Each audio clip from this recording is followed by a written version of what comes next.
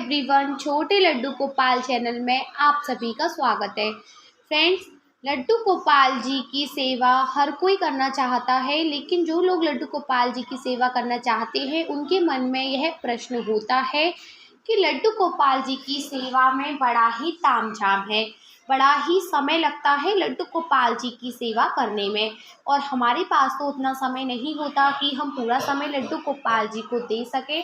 तो ऐसे में हम क्या करें, क्योंकि हमें लड्डू गोपाल जी की सेवा भी करनी है, लेकिन हमारे पास समय भी कम है। तो फ्रेंड्स, आज की हमारी वीडियो का टॉपिक भी यही होने वाला है। वह 5 चीज़ें कौन सी हैं जिनसे आप लड्डू गोपाल जी की सेवा कर सकते हो। तो बिना देरी करते हुए वीडियो को स्टार्ट करते हैं, और हाँ, वीडियो को एंड तक ज़रूर देखें, वीडियो को बिल्कुल भी मिस ना करें। तो देखिए फ्रेंड्स, लड्डू गोपाल जी की सेवा करने के लिए सबसे पहले तो हमें बाल गोपाल लड्डू गोपाल जी चाहिए होंगे, और उन्हें विराजमान करने के लिए हमें सिंहासन भी अवश्य ही चाहिए होगा। अगर आपके पास में सिंहासन नहीं है तो आप लड्डू गोपाल जी को सोफे पर विराजमान कर सकते हो। मतलब कि लड्डू गोपाल जी को विराजमान करने के लिए हमें कुछ न कुछ पट्टा है, चौकी है, यह चीज़ें अवश्य ही चाहिए होंगी। आप इनमें से कुछ भी ले सकते हो लड्डू गोपाल जी को विराजमान करने के लिए। और लड्डू गोपाल जी को पहनाने के लिए हमें पोशाक भी चाहिए होगी।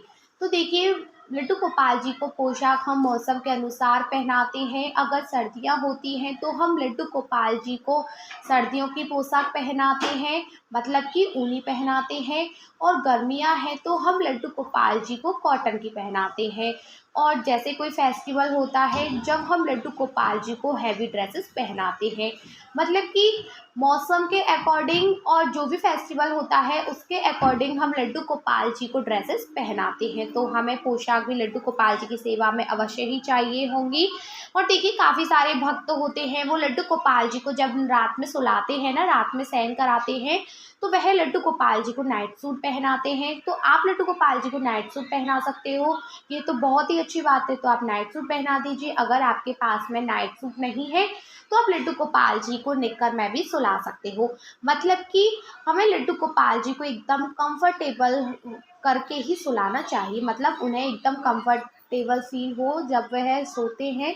क्योंकि बच्चे, आपने देखा है, हम उन्हें बड़ा ही कंफर्टेबल फील कराते हैं जब वह सोते हैं। तो हमें यह चीज़ों की आवश्यकता होती है। उसके बाद चाहिए हमें इत्र। देखिए, गर्मियों में हम लड्डू गोपाल जी को इत्र अवश्य ही लगाते हैं, क्योंकि आप लोगों को पता है इत्र ठंडा होता है। गर्मियों में तो ठंडी चीज़ें ही हम लड्डू गोपाल जी की सेवा में प्रयोग करते हैं, तो हम इत्र को तो बिल्कुल भी भूल नहीं सकते। यहीं पर काफ़ी सारे भक्तों के मन में यह प्रश्न उठता है कि इत्र हम कौन सा लें। देखिए, आप इत्र कोई सा भी ले सकते हो, गुलाब का ले सकते हो, मोगरा का ले सकते हो। जो भी इत्र ठंडा होता है ना, वह आप गर्मी में इस्तेमाल कर सकते हो। लेकिन इत्र भी हम लड्डू गोपाल जी का मौसम के अकॉर्डिंग ही यूज़ करते हैं। अगर सर्दियां हैं तो हम सर्दियों का इत्र यूज़ करते हैं, और गर्मियां हैं तो गर्मियों का इत्र यूज़ करते हैं। इत्र भी 2 प्रकार का आता है। आप सर्दी में लड्डू गोपाल जी के सर्दी वाला इत्र यूज़ करना, और गर्मी में गर्मी वाला। तो लड्डू गोपाल जी को इत्र हमें अवश्य ही लगाना चाहिए। अगर आपके पास इत्र नहीं है तो आप गुलाब जल का भी इस्तेमाल कर सकते हो, लेकिन कोशिश यही करिएगा कि आप इत्र का इस्तेमाल कर सकें। उसके बाद चाहिए हमें लड्डू गोपाल जी का श्रृंगार करने के लिए माला, बांसुरी, मुकुट। देखिए, आप माला या तो आप बाजार से आर्टिफिशियल भी लड्डू गोपाल जी को पहना सकते हो, लेकिन आप लड्डू गोपाल जी को तुलसी की माला पहनाना चाहते हो, यह तो बहुत ही अच्छी बात है। आप लड्डू गोपाल जी को तुलसी की माला भी पहना सकते हो। कई सारे भक्त ऐसे हैं, वह लड्डू गोपाल जी को वैजंती माला भी पहनाते हैं। मैंने वीडियो में दिखाया है, इस प्रकार की होती है वैजंती माला। अगर आपके पास में वैजंती माला नहीं है तो कोई भी परेशानी वाली बात नहीं है। अब बात आती है बांसुरी की। तो देखिए, लड्डू गोपाल जी के श्रृंगार में उनकी बांसुरी का बड़ा ही महत्व है। हमारे शास्त्रों में ऐसा कहा जाता है, लड्डू गोपाल जी की बांसुरी में राधा नाम का वास होता है। और आप सभी भक्त तो जानते हैं, हमारे प्यारे से नटखट छोटे से लड्डू गोपाल जी राधा नाम के कितने दीवाने हैं। मेरे प्यारे भक्तों, ऐसा कहा जाता है एक बार को हम लड्डू गोपाल जी को माला ना पहनाए वो चल सकता है, मुकुट ना धारण कराए वो चल सकता है, लेकिन हम लड्डू गोपाल जी को बांसुरी नहीं देंगे, बांसुरी समर्पित नहीं करेंगे ना, तब तक वह लड्डू गोपाल जी का श्रृंगार पूरा नहीं होता है। इसलिए हमें लड्डू गोपाल जी को बांसुरी अवश्य ही देनी चाहिए। ठीक है। अब बात आती है मुकुट की। तो देखिए, लड्डू गोपाल जी की सेवा में मुकुट का भी अपना एक अलग ही महत्व है। तो लड्डू गोपाल जी को पगड़ी लगा सकते हो, मुकुट लगा सकते हो, या यह दोनों चीज कुछ भी नहीं लगाना चाहते तो आप लड्डू गोपाल जी को साफा भी बांध सकते हो। ठीक है। जो भी आपकी इच्छा करे लड्डू गोपाल जी को धारण कराने की, आप कुछ भी धारण करा सकते हो। अब बात आती है लड्डू गोपाल जी को पहुंचने के लिए सॉफ्ट टॉवल की। आप लोग वीडियो में देख रहे होंगे, मैं रोजाना इसी टॉवल से लड्डू गोपाल जी को पहुंचती हूँ। हम लड्डू गोपाल जी को जब स्नान कराते हैं, स्नान कराने के बाद हमें लड्डू गोपाल जी को अच्छी तरह से पोंछना चाहिए, क्योंकि फ्रेंड्स ऐसा कहा जाता है लड्डू गोपाल जी के शरीर पर जहाँ भी पानी रह जाता है वह वहाँ से काला पड़ना स्टार्ट हो जाते हैं। तो आप लोग ऐसी गलती ना करें। आप लड्डू गोपाल जी को स्नान कराने के बाद उन्हें अच्छी तरह से पोंछें। लेकिन आपको याद रखना है, हम लड्डू गोपाल जी को हमेशा सॉफ्ट कॉटन या सॉफ्ट रुमाल से ही पोंछें।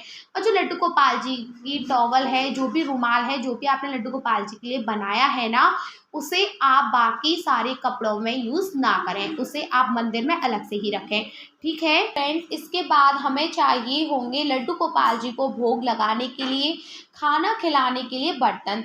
देखिए, आप लड्डू गोपाल जी को तांबे के बर्तनों में भी भोग लगा सकते हैं। अगर आपके पास तांबे के बर्तन है लड्डू गोपाल जी को खाना खिलाने के लिए, यह तो बहुत ही अच्छी बात है। अगर आपके पास में तांबे के बर्तन नहीं है तो आप लड्डू गोपाल जी को स्टील के बर्तनों में भी भोग लगा सकते हो।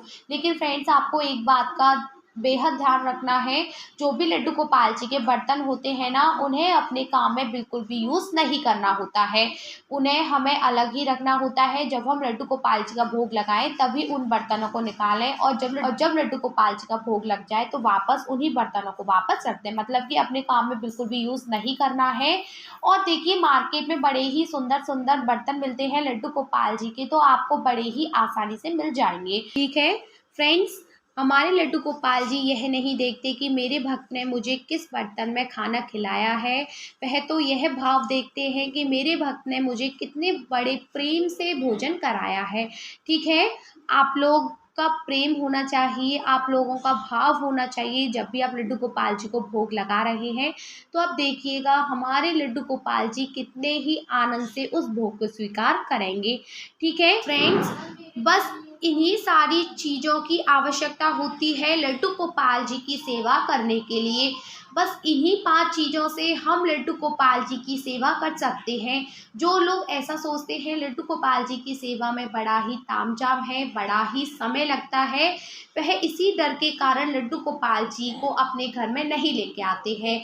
वह सोचते हैं लड्डू गोपाल जी को पूरा समय देना होता है, हमारे पास में समय नहीं है। लड्डू गोपाल जी की सेवा बड़ी ही कठिन है।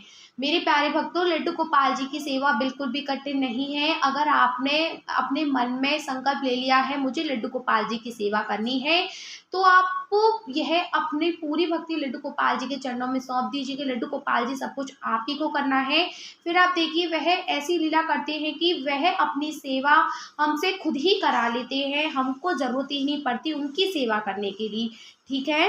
तो फ्रेंड्स, आशा करती हूँ कि आपको वीडियो अच्छी लगी हो, तो प्लीज़ वीडियो को लाइक करें, और वीडियो आपके लिए थोड़ा भी यूज़फुल हो तो प्लीज़ वीडियो को शेयर करना बिल्कुल भी ना भूलें। और जो चैनल पर नए हैं और जिन्होंने अभी तक छोटे लड्डू गोपाल चैनल को सब्सक्राइब नहीं किया है, तो वो भी प्लीज़ चैनल को सब्सक्राइब कर लें। अब आपसे मेरी मुलाकात होगी नेक्स्ट वीडियो के साथ। जब तक के लिए आप सभी को मेरा प्रेम भरा राधे राधे। श्री हरिदास।